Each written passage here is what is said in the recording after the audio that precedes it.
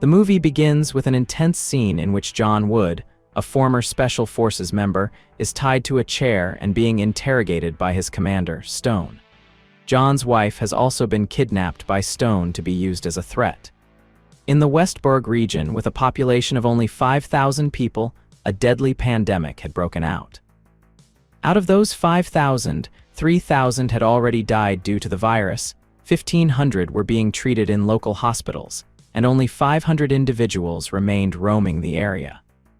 Stone suspected that John had deliberately allowed those remaining people to escape military control.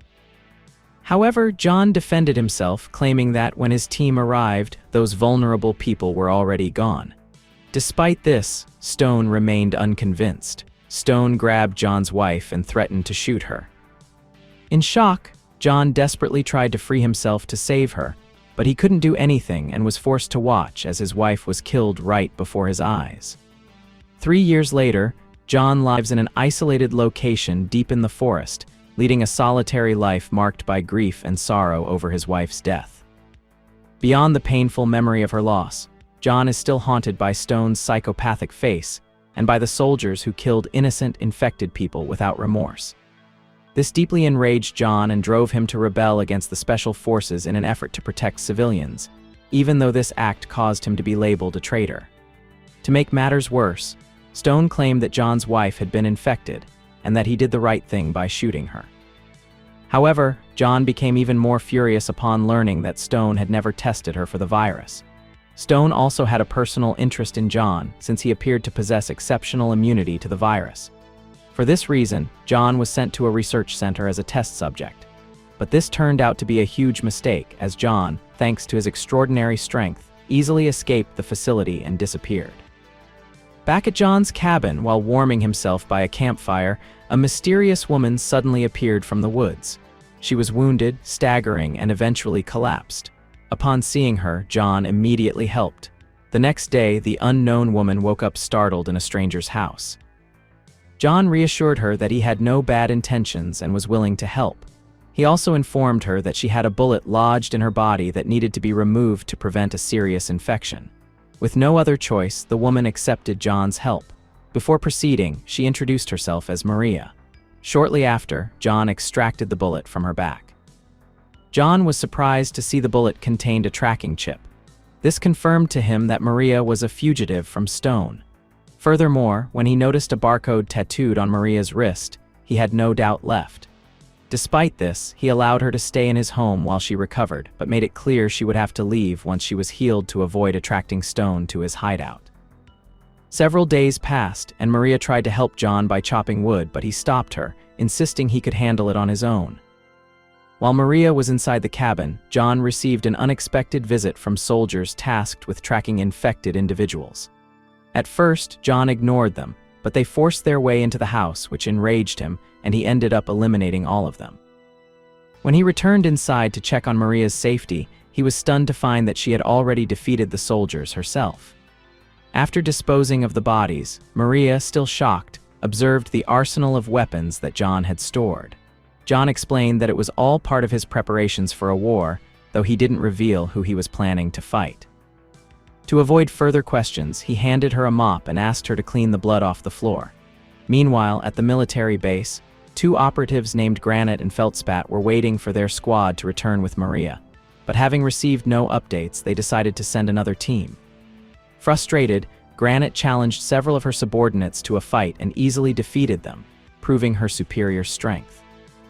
After the fight, she was confronted by Adam, who criticized her for attacking soldiers under her command. Back at John's cabin, he started to worry that the Special Forces had found his hideout. He also began to grow suspicious of Maria, feeling that her sudden appearance at his home that night was too coincidental. However, since she showed no signs of posing a threat, he allowed her to stay a little longer. The two started to grow closer, and John opened up to her about the death of his wife. The next day, John began setting up a defensive perimeter as a precaution in case the Special Forces decided to send more troops. He built a sandbag bunker, dug a trench for gunfights, sealed his house, and prepared for a war that could begin at any moment. After spending the entire day making these preparations, John and Maria sat by the fire for dinner. During their conversation, Maria suddenly mentioned a vaccine and confessed to John that she was the key to curing the deadly virus. She explained that she had escaped after discovering that the authorities planned to misuse the vaccine, while she had only wanted it to be used to save lives. Hearing this, John changed his mind and decided not to help her, feeling it posed too great a risk. However, Maria pleaded with him, arguing that it was for the good of humanity and also to avenge the death of his wife. Ultimately, John agreed to work with her, as he felt the need to seek revenge on those who betrayed him and to bring justice for his wife's murder. John immediately began preparing his weapons for the upcoming battle. While cleaning his pistol, he asked Maria about her combat skills, recalling how she had defended herself during the previous attack. Maria confessed that she had been involved in a robbery in the past and had served time in prison for it. The next day, they practiced shooting, with John teaching Maria how to use firearms, something she wasn't familiar with. That same day, soldiers once again arrived at John's cabin. Unaware that the lumberjack they were about to face was no ordinary man, they silently followed John as he entered his shed, believing him to be unprepared. However, John managed to eliminate 2 of the soldiers, leaving the last one terrified. Desperate, the remaining soldier took Maria hostage, assuming John wouldn't make a move, but John was more than ready. Maria eventually broke free, and as she did, John emerged from the shed with a bow and arrow, quickly taking out the last soldier. After the attack, John invited Maria to intensify their preparations, convinced that Stone was already planning a new offensive. And indeed, Stone was organizing the next wave at that very moment. Meanwhile, John and Maria focused on setting up an explosive welcome for the special forces, using everything from bows and firearms to traps rigged with explosives. They even installed a gasoline trap so that soldiers walking through a specific path would be incinerated. As part of his strategy, John even painted his face with war paint. Later, John asked Maria to fetch water for both of them. However, as she was about to fill her bucket by the river, she was ambushed by a squad of Special Forces soldiers who aimed their weapons at her from behind. Maria was captured, but when the soldiers let their guard down, John suddenly appeared and slaughtered them mercilessly. John and Maria returned to the house to stay on alert and prevent any surprise intrusions. John immediately fired at the enemies who managed to get close to the house. Meanwhile, Feldspat, who had survived, went to inform Stone of the situation. Stone still didn't know he was up against John Wood, so he underestimated him. John and Maria continued defending the area from the relentless attacks of the Special Forces troops.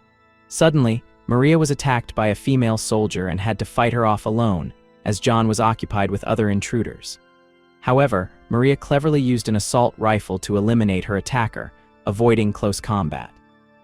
Meanwhile, Stone ordered Granite and her subordinates to kill the lumberjack. One by one, Stone's subordinates began showing up, but neither John nor Maria showed fear, especially Maria, who knew they wouldn't kill her. Word of the failure of Stone's troops finally reached him, making him anxious and curious about the true identity of the lumberjack. All of John and Maria's defense plans worked perfectly, managing to eliminate dozens of Special Forces soldiers. After wiping out the last group, John told Maria they had to end the war before nightfall, since fighting in the dark would put them at a disadvantage.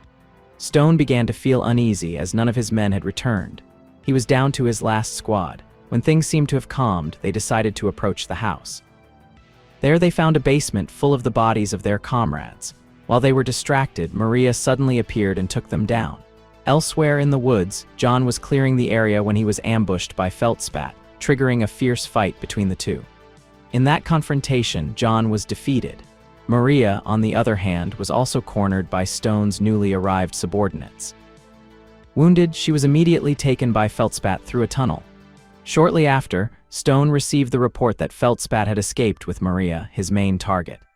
Enraged, Stone shot one of his subordinates in a fit of rage. Fed up with the situation, Stone ordered Granite to capture Maria as quickly as possible and to kill both John and Feldspat, the traitor. While Feldspat wandered through the tunnels searching for an exit, John ambushed him again, leading to another intense fight. The battle drove John into a frenzy, forcing Feldspat to admit his opponent's overwhelming strength. Shortly after, Maria got up and urged John to flee the place, but Granite and her subordinates had already arrived, forcing them into another gunfight. As John began to run out of ammunition, the two looked for a hiding spot and found a secret room they used as a temporary refuge. However, John decided to face the special forces alone and ordered Maria to hide in the small room. Although she initially refused, John insisted and left to find an escape route. Upon reaching the surface, John encountered Stone and his subordinates who were already waiting for him. Stone demanded that John reveal Maria's location, but John told him she was already dead. Stone didn't believe him, knowing his former comrade would never kill an innocent person. He ordered his men to torture John into talking, but he remained firm. Frustrated, Stone gave the order to kill him, but John provoked him by calling him a coward and challenged him to hand-to-hand combat. Confident he could easily win, Stone accepted the challenge. However, John once again proved he didn't know the meaning of defeat and killed Stone in the fight. Stone's death led Granite to thank John, revealing that she had always wanted to be the commander and was tired of Stone's arrogance. Yet she still decided she had to kill John. Just as she was about to shoot him, Maria suddenly appeared with 2 grenades in her hands, threatening to pull the pins if they killed John. Maria chose to surrender, asking Granite to spare John's life. Granite accepted since Maria was the Special Forces' main target and they took her away. Watching her go, John promised himself that he would find her and rescue her. The final scene shows a flashback where Maria leaves behind 3 vials of her blood along with a letter to John, explaining that she wanted to donate her blood to help those in need. The movie ends with this note, leaving the door open for a possible sequel.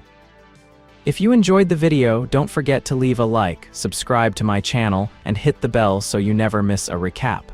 See you in the next one.